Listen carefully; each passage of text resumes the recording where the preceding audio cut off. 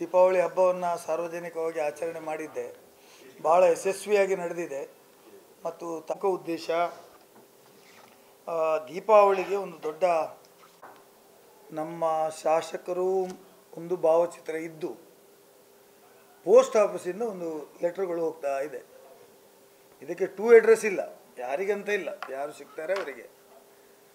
₹1.77 78 ಇದರಲ್ಲಿ ತೆಗೆದುಕೊಂಡಾಗಿದೆ. ಅದು ಅದರ ಸೀಲ್ ಹಾಕಿ ಎಲ್ಲರ ಮನೆಗೆ ಹೋಗ್ತಾ ಇದೆ. ಕೆಲವರಿಗೆ ನಿಮ್ಮ ಮನೆಗೆ ಎಷ್ಟು ಬಂದಿದೆ ಹಬ್ಬದಿಂದ ಆಚರಣೆ ಮಾಡಿ ಅಂತ ಹೇಳಿದ್ದಾರೆ. ನನ್ನ ಪ್ರಶ್ನೆ ಇರುವುದು, ದೀಪಾವಳಿ ಆಚರಣೆಗೆ ಅಥವಾ GSTಯ ಕಡಿಮೆ ಮಾಡಿದ್ದೇನೆ ಅಂತ ನೀವು ಏನು ವಾದ ಮಾಡ್ತಾ ಇದ್ದೀರಿ, 8 ವರ್ಷದಿಂದ ಈ ಒಂದು ಹೆಚ್ಚಿನ GST ಮಾಡಿ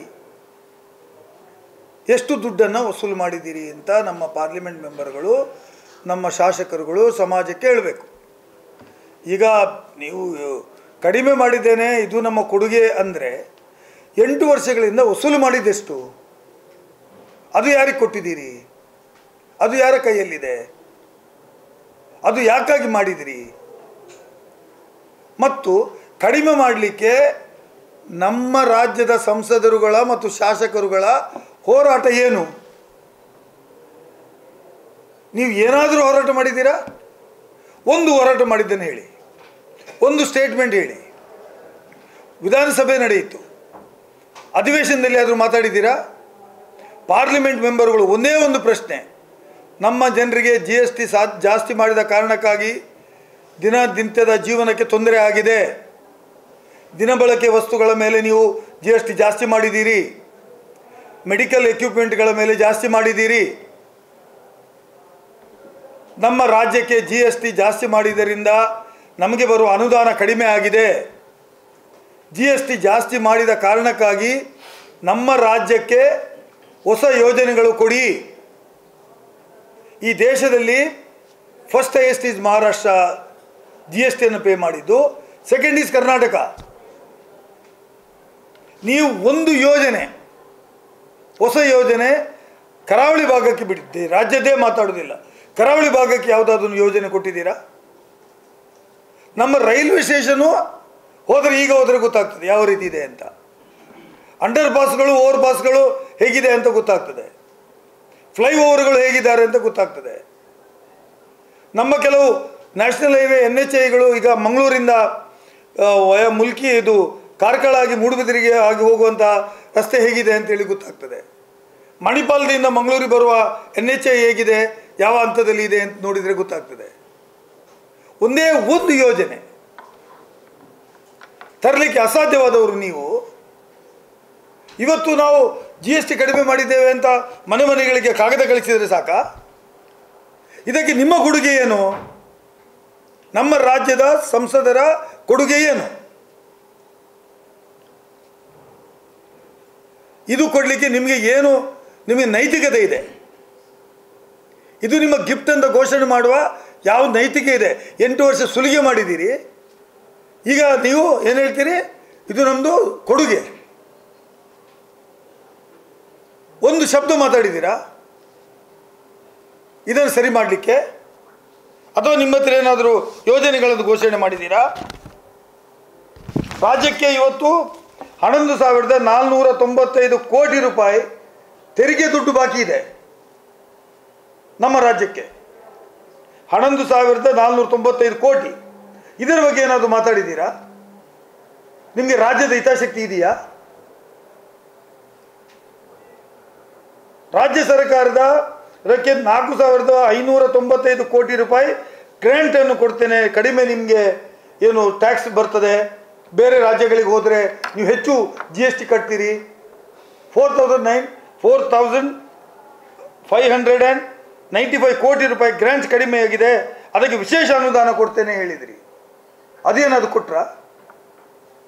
ತರುವ ಬಗ್ಗೆ ನಮ್ಮ ಪಾರ್ಲಿಮೆಂಟ್ ಮೆಂಬರ್ಗಳು ಮಾತಾಡಿದ್ದೀರಾ? ₹1 ಕೊಟ್ಟರೆ GST ಕೊಟ್ಟರೆ ನಮ್ಗೆ ಸಿಗೋದು 15 ಪೈಸೆ. ಅದು ಏನಾದರೂ ಕೀರ್ತಿ ಹೋಗಬೇಕಿದ್ರೆ ಅದು ಕಾಂಗ್ರೆಸ್ ಪಕ್ಷ ಮತ್ತು INDIA ಇಂಡಿಯಾ ಅಲಯನ್ಸ್ಗೆ ಹೋಗಬೇಕು. ಸತತವಾಗಿ ಹೋರಾಟ ಮಾಡಿದ್ದು ಪಾರ್ಲಿಮೆಂಟ್ನಲ್ಲಿ ಮತ್ತು ಪಾರ್ಲಿಮೆಂಟ್ ಹೊರಗಡೆ that is Congress and is alliance ಪಾರ್ಟಿಗಳು. ನೀವು ಅದನ್ನು ಸಮರ್ಥನೆ ಮಾಡ್ತಾ ಬಂದದ್ದು. ಅದು GST ಕೌನ್ಸಿಲ್ ಇದೆ, GST ಕೌನ್ಸಿಲ್ನಲ್ಲಿ ಅದು ಮಾಡಬೇಕು, ನಮಗೇನು ಸಂಬಂಧನೇ ಇಲ್ಲ ಅಂತ ಹೇಳಿದವರು ನೀವು. ಈಗ ನಮ್ಮದು ಕೊಡುಗೆ, ನೀವು ದೀಪಾವಳಿ ಆಚರಣೆ ಮಾಡಿ ಅಂತ ಹೇಳ್ತಿರಲ್ವಾ. ಸೊ ಮೈ ಕ್ವಶನ್ ಇದು, ನನ್ನ ಚಾಲೆಂಜ್ ಇದೆ ಕರಾವಳಿ ಮತ್ತು ಕರ್ನಾಟಕದ ಲೋಕಸಭಾ ಸದಸ್ಯರುಗಳಲ್ಲಿ. ನೀವು GST ಕಲೆಕ್ಟ್ ಮಾಡಿ ಕೊಟ್ಟದ್ದು 8 ವರ್ಷಕ್ಕೆ ಕೊಟ್ಟಿದ್ದೀರಲ್ವಾ, ರಾಜ್ಯಕ್ಕೆ ಏನು ಯೋಜನೆ ತಂದಿದ್ದೀರಿ ಹೇಳಿ? ಎಷ್ಟು ಕೋಟಿ ರೂಪಾಯಿಗೆ ಗ್ರ್ಯಾಂಟ್ ತಂದಿದ್ದೀರಿ ಹೇಳಿ? ನಮ್ಮ ಕರಾವಳಿ ಭಾಗಕ್ಕೆ ವಿಶೇಷವಾಗಿ ಏನು ತಂದಿದ್ದೀರಿ ಹೇಳಿ? ಚೌಟ ಅವರು ಮಾತಾಡಬೇಕು, ಮತ್ತು ಕೋಟ ಶ್ರೀನಿವಾಸ ಪೂಜಾರಿ ಮಾತಾಡಬೇಕು, ಶೋಭಾ ಕರಂದ್ಲಾಜೆ ಮಾತಾಡಬೇಕು. ನೀವು ಈ ಜಿಲ್ಲೆಯಿಂದ ರಾಜ್ಯಕ್ಕೆ ಪ್ರತಿನಿಧಿಸ್ತೀರಿ, ದೇಶಕ್ಕೆ. ವೇದವ್ಯಾಸ ಕಾಮತ್ರು ಫೋಟೋ ಹಾಕಿ, ಭಾಳ ಒಂದು ಒಳ್ಳೆ ಫೋಟೋ ಹಾಕಿ ಅಂಚೆ ಮತ್ತು ಕಡೆಗೆ ಬರೆದಿದ್ದಾರೆ, ನಿತ್ಯ ನೂತನ ಸೇವೆಗಳ ಮೂಲಕ ವಿಶಾಲ ಭಾರತವನ್ನು ವ್ಯಾಪಿಸಿ ದೇಶದ ಕೊಂಡಿಯಾಗಿರುವ ಅಂಚೆ ಇಲಾಖೆಯನ್ನು ಹೆಚ್ಚು ಪ್ರಚುರಗೊಳಿಸೋಣ ಅಂತ ಹೇಳಿದೆ. ಏನು ನಿಮ್ಮದು ಯೋಜನೆ ದೀಪಾವಳಿಗೆ? ಮತ್ತು ನಿಮ್ಮದೇ ಸ್ಟೋರಿ ಬರೆದಿದ್ದೀರಿ. 75 ವರ್ಷಗಳ ಬದುಕಿನೊಂದಿಗೆ 25 ಸ್ಫೂರ್ತಿದಾಯಕ ಕಾಲಿಟ್ಟಿರುವ ಪ್ರಧಾನಮಂತ್ರಿಗಳನ್ನು ಹೊಗಳದು ಬಿಟ್ಟರೆ, ಮತ್ತು 100 ವರ್ಷ RSSಗೆ ಆಯಿತು ಅಂತೇಳಿ ದೇಶ ಮೊದಲು ಎನ್ನುವ ಚಿಂತನೆಯೊಂದಿಗೆ ಭಾರತದ ಪೀಳಿಗೆಗಾಗಿ ಮೇಡ್ ಇನ್ ಇಂಡಿಯಾ ವಸ್ತುಗಳನ್ನು ಹೆಚ್ಚು ಹೆಚ್ಚು ಪ್ರೋತ್ಸಾಹಿಸೋಣ. ಇವರು ಎಲ್ಲದಕ್ಕೂ ಚೈನಾವನ್ನು ಡಿಪೆಂಡ್ ಆಗಿದ್ದಾರೆ. ಇದು ಬರೆದ ಕೂಡಲೇ, ಪ್ಯಾಂಪ್ಲೆಟನ್ನು ಮನೆ ಕಳಿಸಿದ ಕೂಡಲೇ ನಿಮ್ಮ ಸಾರ್ಥಕತೆ ಆಗೋದಿಲ್ಲ. You are a zero performing MLA and zero performing parliament members of the state. You never fought against for the state.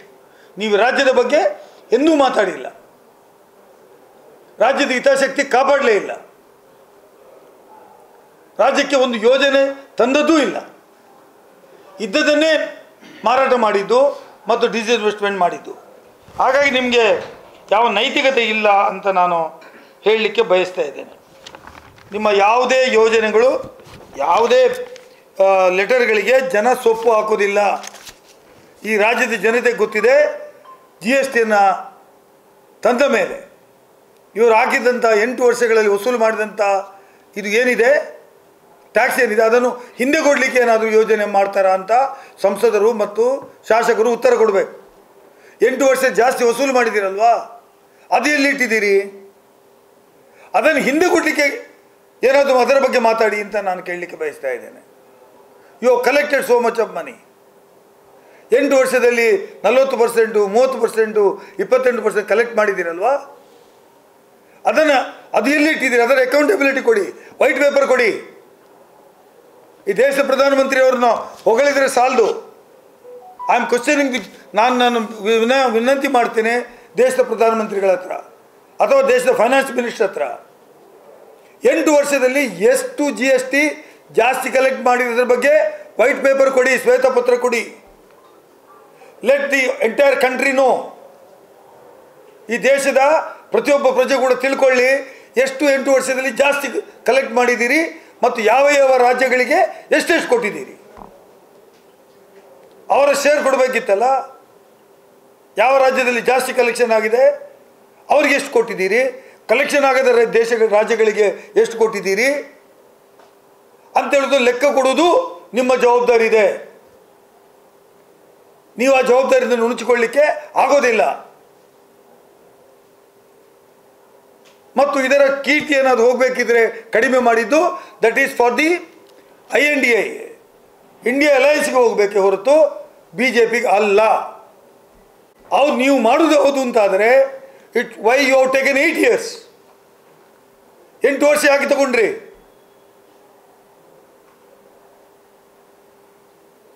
8 ವರ್ಷ ಯಾಕೆ ತಗೊಂಡ್ರಿ?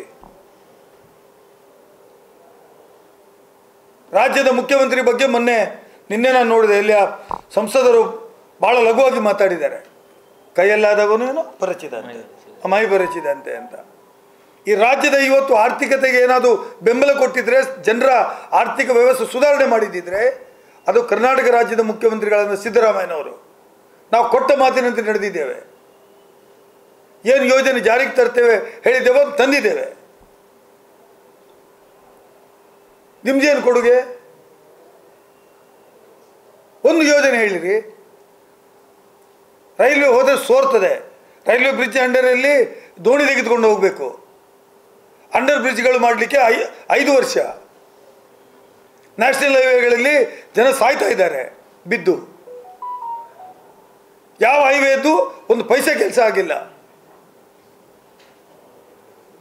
ಇಷ್ಟು ನೀವು ಒಂದು ಕನಿಷ್ಠ ಮಟ್ಟದ ಯೋಜನೆಗಳನ್ನು ರಾಜ್ಯಕ್ಕೆ ಕೊಟ್ಟದ್ದು ಕಳೆದ 14 ವರ್ಷ BJP ಸರ್ಕಾರ ಬಂದಿನಿಂದ ಈ ಜಿಲ್ಲೆಯಲ್ಲಿ ಯಾವುದೇ ಅಭಿವೃದ್ಧಿಗೆ ಕೇಂದ್ರ ಸರ್ಕಾರದಿಂದ ಆಗಿಲ್ಲ. ಯಾವುದೇ ದುಡ್ಡು ಈ ರಾಜ್ಯಕ್ಕೆ ಬರಲಿಲ್ಲ. ಈ ರಾಜ್ಯಕ್ಕೆ ಯಾವುದೇ ಹೇಳಿಕೊಳ್ಳುವಂಥ ಯೋಜನೆ ಕೇಂದ್ರ ಸರ್ಕಾರದಿಂದ ಜಾರಿಗೆ ಆಗಲಿಲ್ಲ. ಮೋದಿಯವರ ಆಡಳಿತಕ್ಕೆ ಬಂದ ಮೇಲೆ ಬರೀ ಇವರಿಗೆ ಓಟ್ ಹಾಕಿ ಗೆಲ್ಲಿಸಿಕೊಟ್ಟು ಕಳಿಸಿದಷ್ಟೇ ಬಂತು. ಮಾಮೂಲಿ ಬರಬೇಕಾದದ್ದು ಬರಲಿಲ್ಲ. ಸೆಂಟ್ರಲ್ ರೋಡ್ ಡೆವಲಪ್ ಫಂಡಿಂದಲೂ ರೋಡ್ಗಳ ಅಭಿವೃದ್ಧಿ ಆಗಲಿಲ್ಲ. ಅದನ್ನು ಬಿಟ್ಟು ನಮಗೆ ನಾವು ಗಿಫ್ಟ್ ಕೊಟ್ಟಿದ್ದೇವೆ ಅಂಥೇಳಿ ಹೇಳುವುದರಲ್ಲಿ ಯಾವುದೇ ಸತ್ಯಾಂಶ ಇಲ್ಲ ಅಂತ ಜನರಿಗೆ ಹೇಳಲಿಕ್ಕೆ ಬಯಸ್ತೇನೆ. ಇದು ನೀವೇ ಬರೆದು ಗಿಫ್ಟ್ ಅಂತ ಹೇಳಿದಿರಲ್ಲ, ಎಲ್ಲ ನಮ್ಮದು ಗಿಫ್ಟ್ ಇದೆ ಅಂತ. ಫ್ರೀ ಕೊಡಿ. ಏನಾದರೂ ಯೋಜನೆ ಕೊಟ್ರಾ? ನಾವು ಅಕ್ಕಿ ಕೊಟ್ಟೆವು, ಎಲೆಕ್ಟ್ರಿಸಿಟಿ ಫ್ರೀ ಮಾಡಿದೆವು, ಬಸ್ಸಲ್ಲಿ ಫ್ರೀ ಕೊಟ್ಟೆವು ಹೋಗಲಿಕ್ಕೆ. ನಿರುದ್ಯೋಗಿ ಯುವಕರಿಗೆ ಉದ್ಯೋಗ ಸಿಗುವವರಿಗೆ ಸ್ಟೈಪಂಡ್ ಕೊಟ್ಟೆವು, 2,000 ರೂಪಾಯಿ ತಿಂಗಳಿಗೆ ಕೊಟ್ಟೆವು. ನೀವೇನು ಕೊಟ್ರಿ? GST ವಸೂಲು ಮಾಡೋದು ಬೇರೆ, ಮತ್ತು ಗಿಫ್ಟ್ ಅಂತ ಹೇಳಿ ಅದರಲ್ಲಿ ಪ್ರಚಾರ ತಗೊಂಡು ರಾಜಕೀಯವಾಗಿ ಲಾಭ ಪಡೆಯಲಿಕ್ಕೆ ಪ್ರಯತ್ನ ಮಾಡ್ತಾ ಇದ್ದೀರಿ.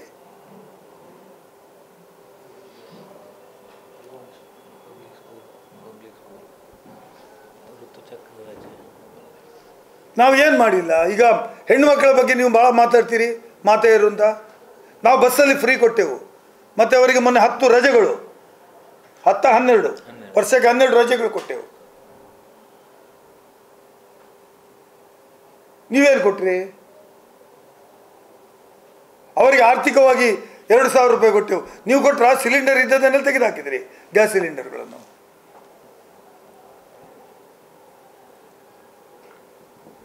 ಸೊ ಶೂನ್ಯ ಅಭಿವೃದ್ಧಿ ಕೇಂದ್ರ ಸರ್ಕಾರದ್ದು ಈ ದೇಶಕ್ಕೆ, ಈ ರಾಜ್ಯಕ್ಕೆ ಸಂಬಂಧಪಟ್ಟಾಗಿ.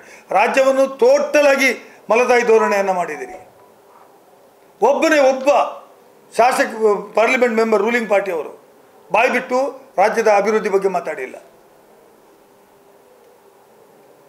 ಒಬ್ಬರು ಮಾತಾಡಿಲ್ಲ.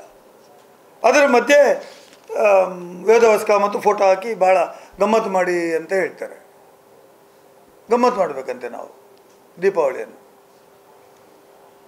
ನಾವು GST ಕಟ್ಟು ನಾವು ಅಂಗಡಿಗೆ ಹೋಗಿ ಸಾಮಾನು ತರಬೇಕು, ಇವರು ಗಮ್ಮತ್ತು ಕಟ್ಟಬೇಕಂತೆ. ಸೊ ಚೀಪ್ ಪೊಲಿಟಿಕ್ಸು, ಒಂದು ಕ್ಷುಲ್ಲಕ ರಾಜಕಾರಣ ಮಾಡ್ತಿರುವಂಥದ್ದು ಮತ್ತು ಜನರನ್ನು ಮೋಸ ಮಾಡೋದು, ಇದು ಒಂದೇ ಬಿಟ್ಟರೆ ಬೇರೆ ಯಾವುದೇ ಯೋಜನೆಗಳು ಇವರಲ್ಲಿ ಸರಿಯಾಗಿಲ್ಲ ಅಂತ ನನ್ನ ದೃಢವಾದ ನಂಬಿಕೆ. ಮತ್ತು ನೀವು ಮಾಡಿದಂಥ ಪ್ರಚಾರಗಳಿಂದ ಯಾವುದೇ ಜನ ನಂಬುವುದಿಲ್ಲ ಅಂತ ಹೇಳೋದನ್ನು ಕೂಡ ಈ ಸಂದರ್ಭದಲ್ಲಿ ನಾನು ಹೇಳಲಿಕ್ಕೆ ಬಯಸ್ತಾ ಇದ್ದೀನಿ.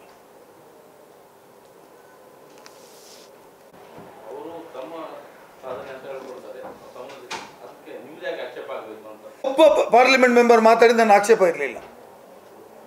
ಒಬ್ಬನೇ ಒಬ್ಬ MLA ಮಾತಾಡಿದರೆ GST ಕಡಿಮೆ ಮಾಡಿ ಅಂತ ಪಾರ್ಲಿಮೆಂಟಲ್ಲಿ ಆಗಲಿ ಸಾರ್ವಜನಿಕವಾಗಿ ಮಾತಾಡಿದಿದ್ರೆ ನನ್ನ ಆಕ್ಷೇಪ ಇರಲಿಲ್ಲ. ಹೌದಪ್ಪ, ನೀವು ಹೋರಾಟ ಮಾಡಿದ್ದೀರಿ, ಕಡಿಮೆ ಆಯಿತು, ಕ್ರೆಡಿಟ್ ತಗೊಳ್ಳಿ.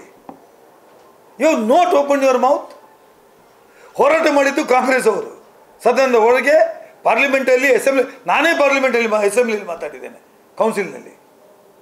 ಒಂದೇ ಒಂದು ಶಬ್ದ ಮಾತಾಡಿಲ್ಲ. ಹೇಳಿ, ಇವರು ಫೋಟೋ ಹಾಕಿದಾರಲ್ಲ ಇವರು ವೇದವಾಸ್ ಕಾಮತ್ರು, ದಿಗಿಲಲ್ಲ, ಇದು ಸುಳ್ಳುಗೆ ಇಂಥದ್ದು ಒಂದು ಸುಳ್ಳು ಮಾಡ್ತಿರಲ್ಲ ಅಂತ ದಿಗಿಲಿ ಅಂತದ್ದು. ಇಂಥದ್ದು 1000 ನೋಡಿದ್ದೇವೆ ನಾವು. ಅಧಿಕಾರದ ಇದ್ದೂ ನೋಡಿದ್ದೇವೆ, ವಿರೋಧ ಪಕ್ಷ ಇದ್ದೂ ನೋಡಿದ್ದೇವೆ. ಆದರೆ ಇಂಥ ಒಂದು ಪುಕ್ಕಟೆ ಪ್ರಚಾರ ತಗೊಳ್ಳಿಕ್ಕೆ ಹೇಗೆ ಮೋದಿಯ ಫೋಟೋ ಹಾಕಿಕೊಂಡು ಮಾಡ್ತೀರಲ್ಲ, ಇದರಲ್ಲಿ ಬರಿಬೇಕಿತ್ತು 8 ವರ್ಷದಲ್ಲಿ ಇಷ್ಟು ಕೋಟಿ ಸಂಪಾದನೆ ಮಾಡಿದ್ದೇವೆ, ಅದು ನಿಮ್ಮ ಅಕೌಂಟಿಗೆ ಹಾಕ್ತೇವೆ.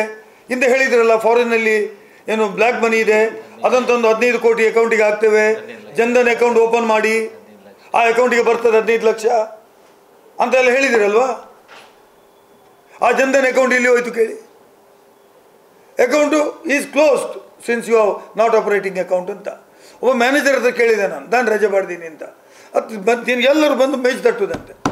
15 ಲಕ್ಷ ಬಂತ, 5 ಲಕ್ಷ ಬಂತ, ಮೋದಿ ದುಡ್ಡು ಬಂತ, ನಂಗೆ ತಲೆ ಬಿಸಿಯಾಗಿ ರಜೆ ಹಾಕಿದ್ದೇನೆ ಮಾರೆ, ಸತ್ತೋಗ್ಲಿ ಅಂತ ಹೇಳಿದ.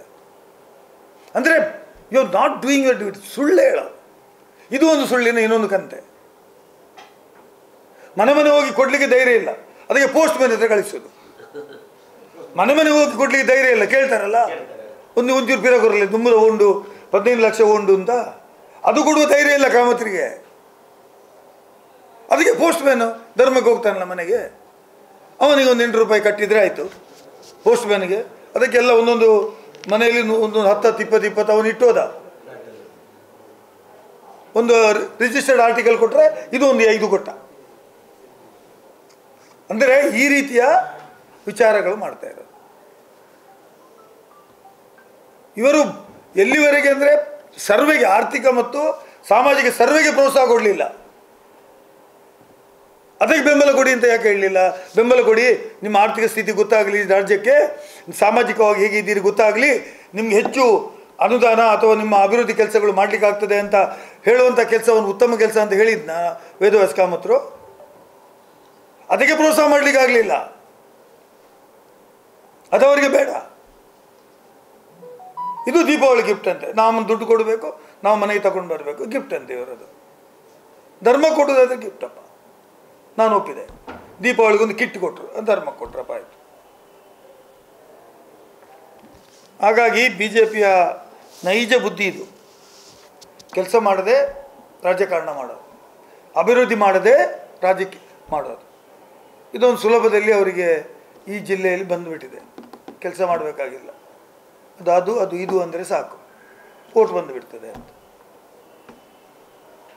ಅಲ್ವಾ? ಏನು ಸರಿಯಾ? ಅದು ಇದು ಅನ್ನೋದು ನಾನು ಹೇಳಬೇಕಾಗಿಲ್ಲ. 2 ತೋರಿಸಿದರೆ ಆಯಿತು, ಗುಮ್ಮರಾಗಿ ಅಂತ ರಪ್ ಅಂತ ಎದ್ದು ಬಿಟ್ಟರು. ಬೇರೆ ಯಾವುದರಲ್ಲೂ ಇಲ್ಲ, ಬೇಡ.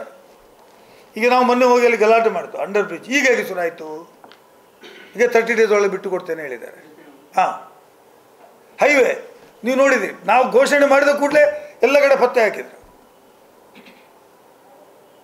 ಹೆಂಗ ಸತ್ತಿತ್ತು, ಅವ್ರ ಮನೆಗೆ ಹೋಗುದಿಲ್ಲ.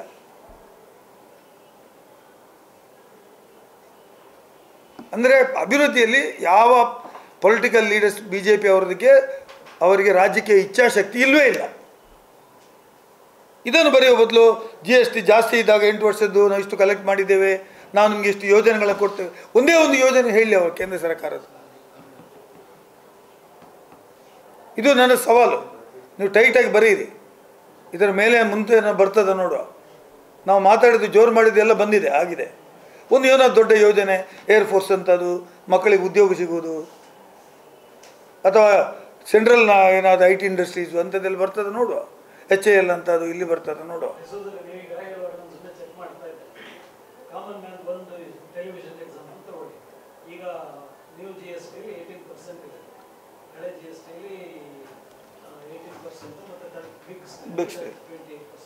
ಅಂತ ಹೇಳ್ತೀರಲ್ವಾ? ನಾವು ಇದನ್ನು ಕೊಡುಗೆ ನೀವು ಹೇಳಿದ್ದನ್ನು ನಾನು ಒಪ್ತೇನೆ. ವ್ಯಾಟ್ ಇತ್ತು, ಅದು ಕೂಡ ಆ ಲೆವೆಲಲ್ಲಿ ಇತ್ತು. GST ಬಂದರೆ ಒನ್ ಟೈಮ್ ಟ್ಯಾಕ್ಸ್ ಆಗಿಬಿಟ್ರೆ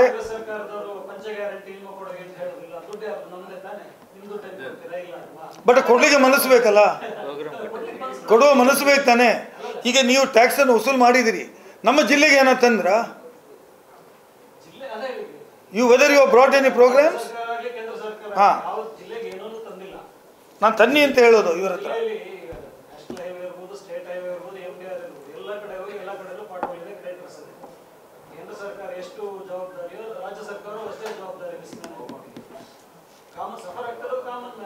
ಮತ್ತು ಕರ್ನಾಟಕದ ಇಷ್ಟು ದುಡ್ಡು ಬಾಕಿ ಇದೆ ಅದನ್ನು ಕೊಡಿ ಅಂತ ಹೇಳಿದ್ದೀರಾ.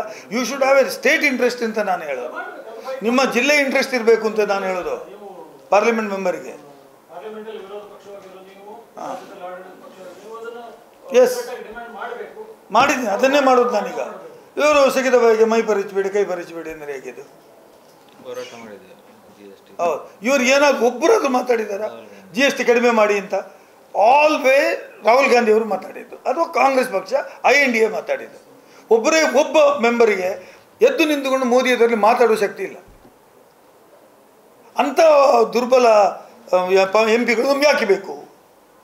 When it is come to the state you must say ನನಗೆ 14,000 ಬಾಕಿ ಇದಪ್ಪ ಕೊಡು, ನಮಗೆ ಕೊಡಿ, ನಮ್ಗೆ ಕೊಡಿಸಿ ಅಂತ ಹೇಳಬೇಕು. ಅದು ಕೇಳುವ ಶಕ್ತಿ ಇಲ್ಲ ತಮ್ಮ ಹತ್ರ. ಹಾಂ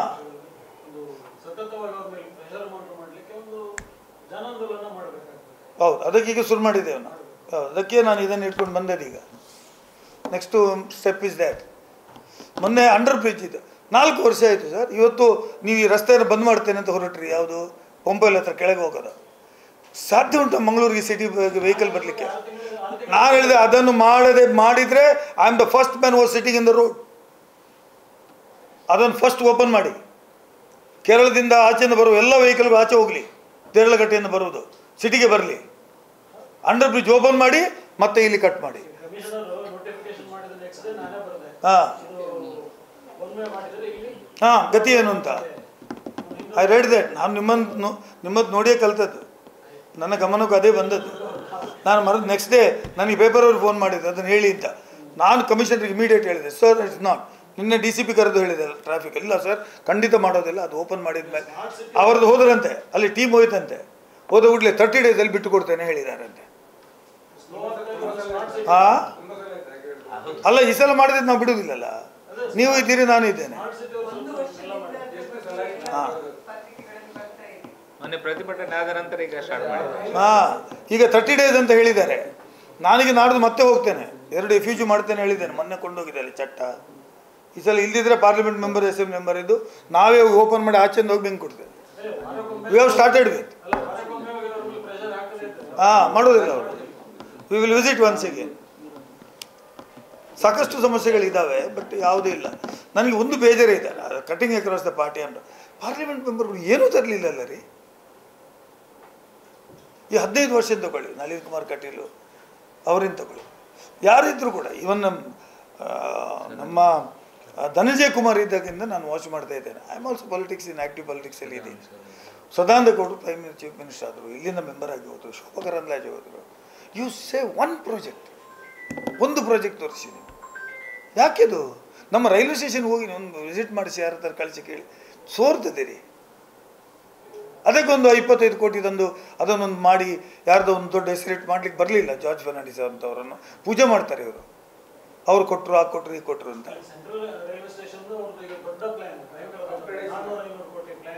ಬಟ್ ಯಾವಾಗ ಇಂಪ್ಲಿಮೆಂಟ್ ಆಗೋದು? Junction station ridiculous.